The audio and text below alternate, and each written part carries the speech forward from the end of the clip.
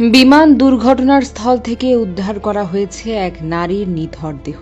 ধারণা করা হচ্ছে তিনি ছিলেন একজন ক্লাস টিচার। ভাবুন তো, একজন হাসি খুশি কোমলমতি শিক্ষক, যিনি প্রত্যেকদিন ছোট ছোট বাচ্চাদের মায়ের মতো করে আগলে রাখতেন, হাতে ধরে শেখাতেন ক খ গ ঘ।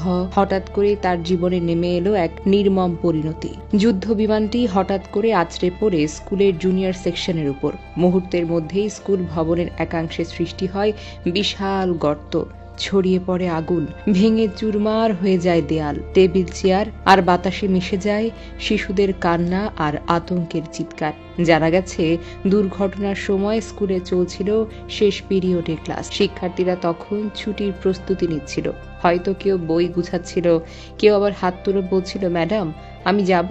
কেউ আবার অপেক্ষা করছিল বাবার বা মায়ের হাত ধরে স্কুল গেট পার হওয়ার জন্য। কিন্তু সেই স্বাভাবিক দিনের দৃশ্য এক নিমিষে রূপ নেয় বিভীষিকায়। শিক্ষক শিক্ষিকারা তখন ছোট ছোট শিশুদের বাঁচাতে জীবন হাতে নিয়ে ছুটছিলেন। জানা গেছে, নিহত টিচারটি হয়তো ঠিক সেই মুহূর্তে ছিলেন ক্লাসে। এই দুর্ঘটনায় এখন পর্যন্ত জন নিহত এবং অন্তত ৩০ জন আহত হয়েছেন। আহতদের অনেকেই দগ্ধ শরীর নিয়ে ছোটাছুটি করছেন, কেউ সাহায্যের জন্য আর্তনাদ করছেন।